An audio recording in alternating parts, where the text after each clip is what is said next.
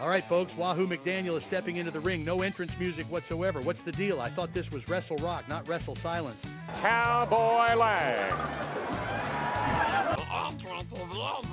Seriously, Vern, did the guy take a rest hold too?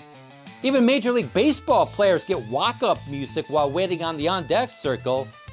Oh, what happened to the budget here? Yeah, at this rate, I'd settle for a kazoo solo. Anything to give Wahoo a little more fanfare than dead air. And now here comes Colonel DeBeers. Honestly, I think I've seen this guy before. Wasn't he the Polish Prince in the WWF? Or maybe he's just moonlighting as a discount Bond villain. Hard to tell with all that buster and no title reigns to back it up. Or maybe he's on a world tour of outdated gimmicks. Next stop, Duke of Disappointment. It's pretty clear Colonel DeBeers is leaning into the same heat that comes with apartheid-era South Africa. It's uncomfortable, but that's the character he's playing. Yeah, it's a choice, Vern. One that might have worked better if the guy wasn't stuck in a mid-car holding pattern. Bold gimmick, not too much to show for it. Hey, at least he's consistent, consistently outdated, but consistent. Dad, if the guy's gimmick gets any older, he might start campaigning against the invention of color television. Now, Gary Michael Capetta introduces Chuck Lilligren from 830 WCCO Radio, our guest ring announcer for this match. Well, apparently, he's a top Morgan horse breeder and shower because nothing screams wrestling like a guy who knows his way around a stable.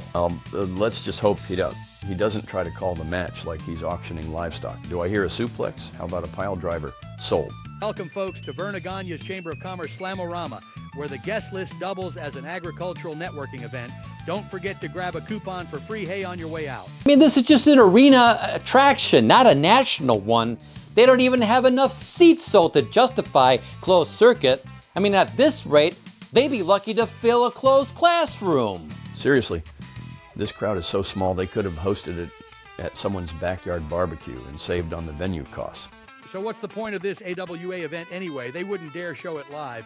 Instead, they'll just chop it up into spliced bits for syndicated television. All right, Vern, because the goal here is to make the locals feel bad for not buying tickets, just bad enough to guilt them into showing up next time. But not bad enough to actually make money broadcasting it live. And even if they did, where would they air a 4-hour wrestling event? On the local farm report. I bet Chuck Lilligren was on the radio promoting WrestleRock 86 ticket sales. Come for the wrestling, stay for the Morgan Horse updates. Don't miss out, folks. This event is hotter than fresh manure at the county fair. Yeah, sounds about right, Vern. And if this really is the biggest event in Minneapolis, they're pulling in local celebrities who clearly had nothing better to do this weekend. Exactly. Oh, you once hosted a pancake breakfast at the VFW. Perfect. Grab a blazer. You're a star now. I'm sure I only aimed to sell 20,000 tickets, so when I hit 23,000, I probably thought, well, I guess I overdid it. You see, in Vern's world, accidentally exceeding expectations counts as a marketing strategy. Rousing success? Nah, pleasant surprise. Now, Chuck Lilligren, our guest ring announcer, grabs the mic, and we've got silence, prolonged silence. Is he building suspense, or did the mic just decide it didn't want to hear him talk either? Yeah, maybe the microphone's thinking, this isn't in my job description. Or maybe Chuck's trying to remember if he's here for a horse show or a wrestling match. And here comes Colonel DeBeers, twisting his mustache like a true villain straight out of apartheid South Africa. Real subtle, Colonel. Yeah, nothing like outdated geopolitical heat to remind us this gimmick hasn't aged well. I half expect him to tie someone to the train tracks at this point. Somebody called Dudley Do Right. If you think about it, they actually managed to draw more people here than they did at AWA Super Sunday with Hulk Hogan. How'd they pull that off? I mean, what's next? Did they promise Vern Gagne would wrestle a bear? Because without Hogan and Bockwinkel, this feels like the greatest marketing con since pay-per-view with no payoff. Yeah, imagine what we could have done with Hogan and Bockwinkel in the Metrodome. 30,000 easy. Instead, we're left wondering what we bribed the crowd with. Free popcorn. So, Colonel DeBeers, I don't think any gimmick has leaned into racism quite as hard as this one. Exactly. It's like they flipped through a how to be offensive handbook and decided, well, let's skip subtly and go straight to page 100. It's not just towing the line, it's doing a full-on sprint across it. You know, this gimmick isn't just offensive, it's Olympic level offensive. How many Nazi wrestlers were there after World War II anyway? You know, this is enough to make you wonder if wrestling promoters missed the memo that losing the war did make those guys more relatable. And I mean, I don't remember them outright praising Nazi camps or anything, but they definitely wore it on their sleeves. Like, hey, subtlety isn't our strong suit. Deal with it. What's next? Colonel DeBeers cuts a promo about working at Auschwitz, claiming it was the best time of his life. Someone needs to tell him wrestling heat doesn't have to come with a side of historical revisionism. Well, Dad, let's just hope this match gives us something to focus on, besides bad gimmicks and worse history lessons. And yet, somehow it gets worse. Did you know there was a feud in the AWA where Derek Dukes faced Colonel DeBeers with one of the most questionable stipulations ever? An interview with Larry Nelson with the Colonel first. When you guys were going to match up, this was probably 88, 87, 88. I don't remember now.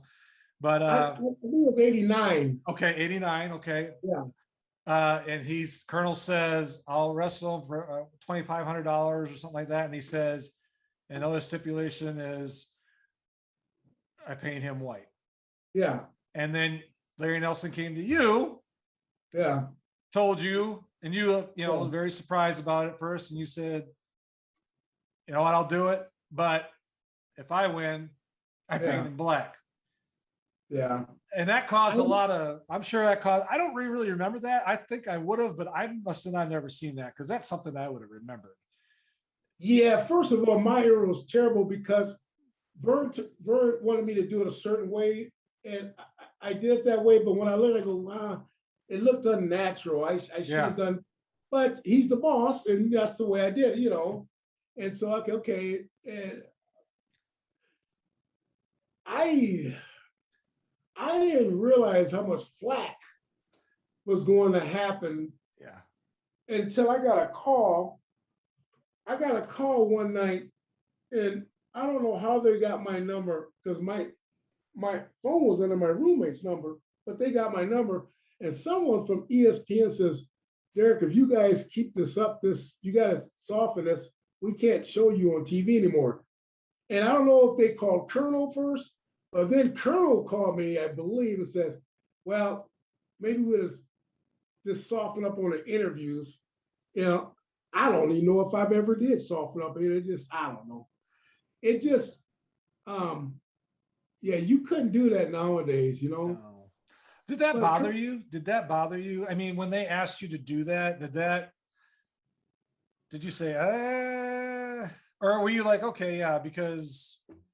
Well, I tell you what bothered me worse than that was I used to do imitations of Cosgrove, Iron Sheik. Mm-hmm. And so we'd laugh about, we do his imitation, you know, we used to goof around because we love Sheik. Yeah. And Greg saw me doing it. And then one day he comes up to me and he goes, we're going to have you do your gimmick on TV against the Sheik. I go, huh? And he got mad. I go, what? Are you serious? You want me to mimic? And he got pissed at me because Greg got a temper at times, you know, going, I said, okay, but I said, are you serious? I don't want to make fun of the guy, you know? And so they put together, it was going to be the Top Guns against Adnan and Iron Sheik. Yeah. But we're doing interviews. We got these turbans on our head and all that. And we're saying stuff that's racial, you know, and you know what? Out of doing all that promotion, we never wrestled them one time. Oh, wow. That bothered me more than the paint you black stuff because I don't know, I guess I'm not making fun of I'm not making fun of another race, you know. Yeah. But we were saying, Rick and I were saying things, and I don't want to repeat now that, man, that's bad stuff for us, and it's on TV. Yeah. We're calling them all kind of names that's, you know. So, but yeah, that bothered me more than that, to be honest with you. Okay. Next, we've got Wahoo McDaniel, introduced as a former Miami Dolphin and New York Jets linebacker from Sweetwater, Texas. You know, got to get those legitimate athletic credentials in there. Yeah, because nothing says believability like reminding everyone he used to tackle guys for real before pretending to do it in spandex. Exactly. It's like saying, before this, he was a real athlete. Now he's just hitting people with chops and selling it like a car accident. Wow, the AWA narrative at the time was that Colonel DeBeers had no time for minorities. Which is ironic because with a gimmick like this, most of the audience had no time for him. And judging by the way he's dressed, what does he have time for? Rushing to a business arrangement, negotiating a trade deal? Or maybe he just doesn't have time to think things through. I mean, if someone's trying to get you to donate to the United Negro College Fund, how do you not have time for that? It's almost like Colonel DeBeers isn't even a racist. He's just too busy being a cartoonish caricature to bother with details. Well, Dad, let's see if this match can redeem him in the ring. Spoiler alert, I'm not holding my breath. Colonel DeBeers sure is busy at something. He's busy ruining the AWA. You know, at this rate, he's just not a wrestler. He's the company's most effective exit strategy. And here we go. Wahoo McDaniel opens with a judo chop. It's called the judo chop because there's a chop in judo, right? Wait, no, there's not. But come on, Dad, he's Native American. He has to chop. It's in the wrestling rule book somewhere, I'm sure. Yeah, right between over-the-top ropes and mandatory rest holds. Of course there's no chop in judo, but wrestling logic says if you've got Native American, you've got to chop.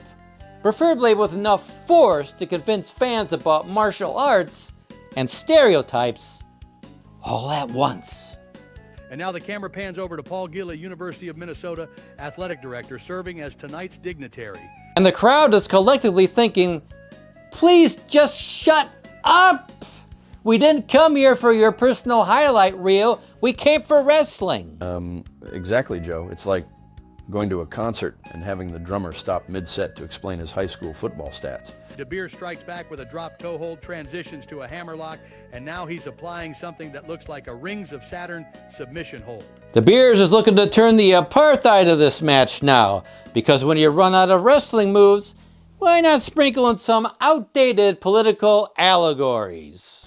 And now we cut to, what's this? A guy in a wheelchair and a woman looking like Flo from the Progressive ads, just staring daggers into the camera. You know, it's like they're about to launch a new campaign. We don't just save you money, we also make you regret every life choice that led to this moment.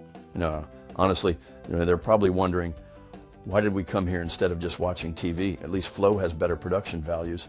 A big exchange of chops in the corner. Wahoo pulls ahead, and then, we've cut to a guy in the crowd flipping his finger. Well, you've got to entertain yourself somehow when you're in the Metrodome watching this. Especially when the match is moving slower than a snail race. Welcome, folks, to the AWH, the American What the Fuck Association. That's right, Fern. Forget the wrestling. It's like a live-action game of Spot the Logic Gap.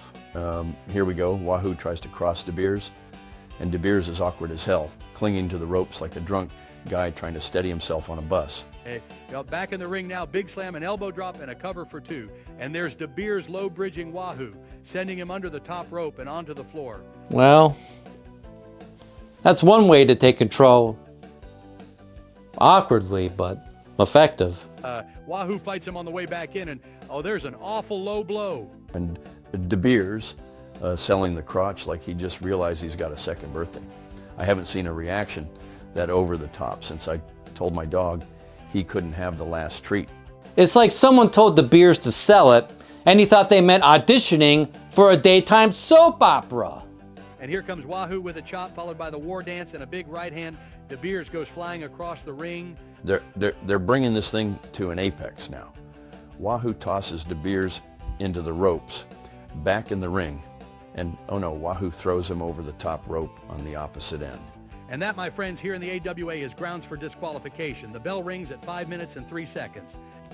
Colonel DeBeers declared the victor over Wahoo McDaniel by disqualification at WrestleRock 86 because nothing says big finish like a DQ for a rule no one remembers. And the fight continues. Wahoo just throws DeBeers into the ring post, and now they're brawling outside the ring. Oh, Wahoo is absolutely wailing on DeBeers, and DeBeers is stumbling around like he's had a couple of DeBeers himself.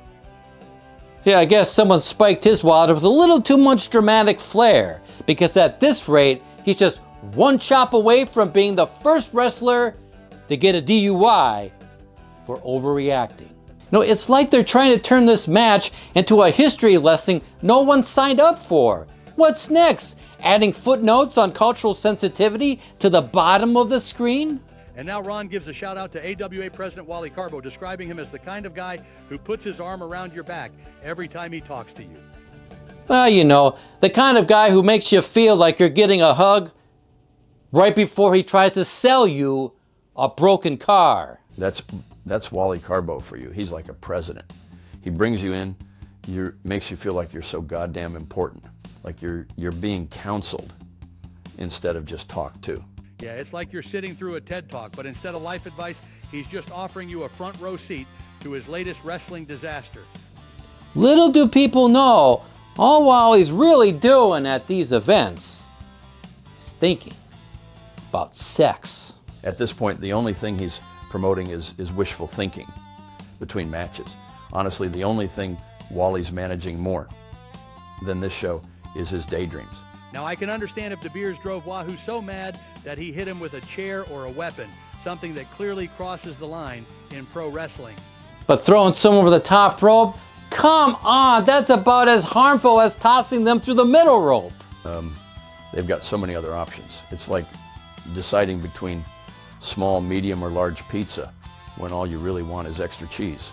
Exactly. Disqualifying Wahoo for that is just plain ridiculous. It's a rule no one cares about, but I'm enforcing it like it's the 10 Commandments. Well, folks, this show starts off with a bang. If by bang you mean a limp noodle of a match. Somehow, we just sat through 5 minutes of two old guys throwing weak punches after some limp arm work, and I've got to say, it was better than the midget match. So, let that sink in for a minute. Wyndham climbs to the top rope and nails a flying elbow on Lane while the ref's back is turned. Barry hooks Lane, no tag, and the ref doesn't care, but it still counts. Welcome to the AWA, folks, where the rules are made up and the crowd reactions don't matter. And to make matters worse, the best match of the night so far is the American versus the Soviet bout, because nothing screams originality like recycling a bad guy versus good guy storyline from the 80s. So what do we think of that match? What the hell with a side of why?